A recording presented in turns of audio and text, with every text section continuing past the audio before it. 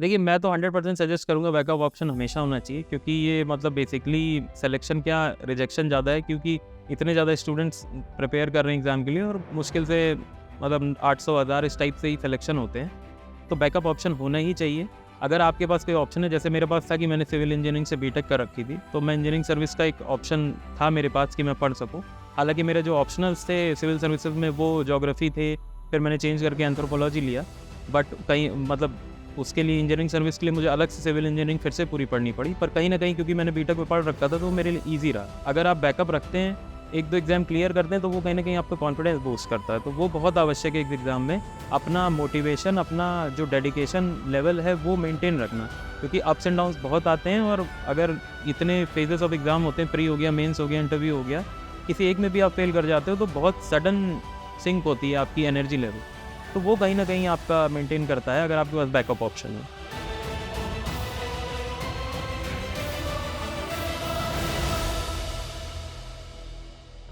Hi everyone, मेरा नाम अक्षत वर्मा है।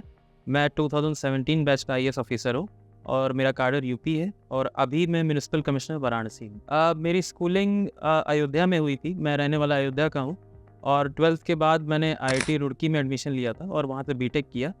और बीटेक करने के बाद मेरा कोई प्लान नहीं था यूपीएससी की तैयारी करने का। मतलब 4th ईयर तक मैं कन्फ्यूज़ था कि क्या मैं जॉब करूँ या मैं कोई और चीज़ की तैयारी करूँ।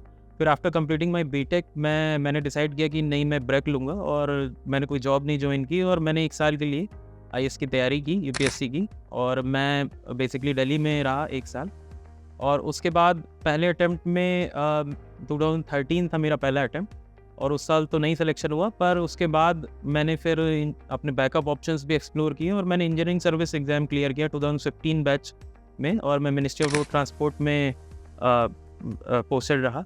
उसके बाद यूपीएससी का भी अटेम्प्ट मैं साइड में देते रहा और उसके बाद आईआरएस में मेरा सिलेक्शन हुआ था। तो Indian revenue service income tax में मैं 2016 बैच में रहा और फाइनली फिर आईएएस 2017 बैच में रहा। इसको पॉइंट आउट करना थोड़ा मुश्किल है, मतलब एक्चुअली वही मैंने जैसे कहा कि 4th ईयर मतलब बीटेक में 4th ईयर तक तो मुझे लगता था कि हाँ, मैं कोई जॉब ज्वाइन कर लूँगा। But just the kind of job that I wanted वो उस समय लगी नहीं, मतलब फॉर्चुनेटली अनफॉर्चुनेटली ही कह सकते हैं, तो उस टाइप का नहीं हुआ। तब मैंने फिर ये सोचा कि हाँ, चूँकि मेरे फैमिली में मेरे जो ग्रैंड पेरेंट हैं वो भी जो है पीसीएस में थे, प्रोविंशियल सिविल सर्विसेज में थे।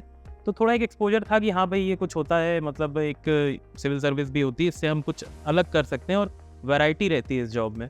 तो वो थोड़ा एक मेरा ये एक एक्सपोजर रहा कि मतलब जॉब में थोड़ी वैरायटी हो और कुछ सोसाइटी के लिए कर सकें।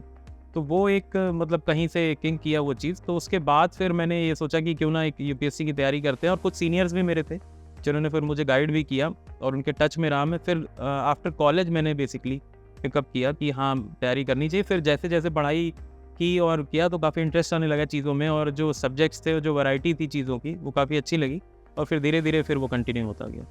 देखिए, टफनेस तो सभी जानते हैं यूपीएससी की कि किस लेवल का एग्ज़ाम होता है।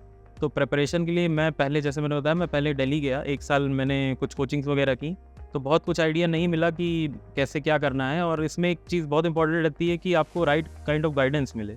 तो अच्छे जो सीनियर्स हैं या आपके फ्रेंड्स हैं या जिनका कुछ क्वालिफाई होता जा रहा है, उनके एक्सपोजर में रहना, उनके कॉन्टैक्ट में रहना बहुत इंपॉर्टेंट होता है। तो वो लकीली रहा, मतलब मुझे 1-2 साल लगे इसमें, लेकिन लकीली मुझे ऐसे लोग मिले जिनके टच में आके मुझे सही चीज़ें पता चली, क्योंकि मार्केट में बहुत सारा मटेरियल अवेलेबल है, बहुत सारी कोचिंग्स है, बहुत सारी चीज़ें हैं और सारे लोग एक ही चीज़ की तैयारी कर रहे हैं और मतलब लाखों स्टूडेंट्स वही चीज़ पढ़ रहे हैं, पर कुछ का ही सिलेक्शन होता है। तो वो कहीं न कहीं वो फैक्टर है, वो आपको खुद से आइडेंटिफ़ाई करना होता है वो चीज़ कि क्या चीज़ है जो आपके लिए वर्क करेगी और जो आपको फिट करेगी उस एग्ज़ाम में बेसिकली। क्योंकि वो एग्ज़ाम बेसिकली हज़ार लोगों को उसे सेलेक्ट करना है एग्ज़ाम को, तो आप क्या ऐसी चीज़ है कि आप औरों से अलग कर सकते हैं जिससे आप उन हज़ार में फिट हो जाएँ।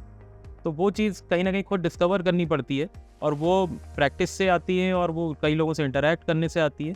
तो वही कुछ चीज़ें रहीं। तो basically a mix of coaching, self study और राइट पीपल का कॉन्टैक्ट, ये मेरे लिए वर्क किया। देखिए, मैं तो 100% सजेस्ट करूँगा बैकअप ऑप्शन हमेशा होना चाहिए, क्योंकि ये मतलब बेसिकली सिलेक्शन क्या रिजेक्शन ज़्यादा है, क्योंकि इतने ज़्यादा स्टूडेंट्स प्रिपेयर कर रहे हैं एग्ज़ाम के लिए और मुश्किल से मतलब 800 हज़ार इस टाइप से ही सिलेक्शन होते हैं।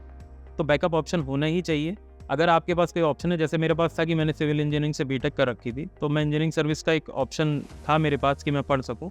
हालाँकि मेरे जो ऑप्शनल्स थे सिविल सर्विसेज में वो ज्योग्राफी थे, फिर मैंने चेंज करके एंथ्रोपोलॉजी लिया। बट कहीं मतलब उसके लिए इंजीनियरिंग सर्विस के लिए मुझे अलग से सिविल इंजीनियरिंग फिर से पूरी पढ़नी पड़ी, पर कहीं न कहीं क्योंकि मैंने बीटेक में पढ़ रखा था तो मेरे लिए ईज़ी रहा। तो बैकअप ऑप्शन हमेशा ज़रूरी रहता है, उससे एक आपको कॉन्फिडेंस भी आता है, क्योंकि कई साल जैसे आप एग्ज़ाम दे रहे हैं, जैसे पहले 2 अटेम्प्ट में मैं फ़ेल किया, तो कहीं न कहीं आदमी डिप्रेस हो जाता है कि अब क्या करें, या हम खुद पे मतलब शक होने लगता है उसको कि मेरे अंदर वो चीज़ है नहीं, या मतलब क्या मैं कर पाऊँगा कि नहीं। बट अगर आप बैकअप रखते हैं, 1-2 एग्ज़ाम क्लियर करते हैं, तो वो कहीं न कहीं आपका कॉन्फिडेंस बूस्ट करता है। तो वो बहुत आवश्यक है एक एग्ज़ाम में, अपना मोटिवेशन, अपना जो डेडिकेशन लेवल है वो मेंटेन रखना। क्योंकि अप्स एंड डाउन्स बहुत आते हैं, और अगर इतने फेजेस ऑफ एग्ज़ाम होते हैं, प्री हो गया, मेंस हो गया, इंटरव्यू हो गया, किसी एक में भी आप फेल कर जाते हो तो बहुत सडन सिंक होती है आपकी एनर्जी लेवल। तो वो कहीं न कहीं आपका मेंटेन करता है अगर आपके पास बैकअप ऑप्शन हो।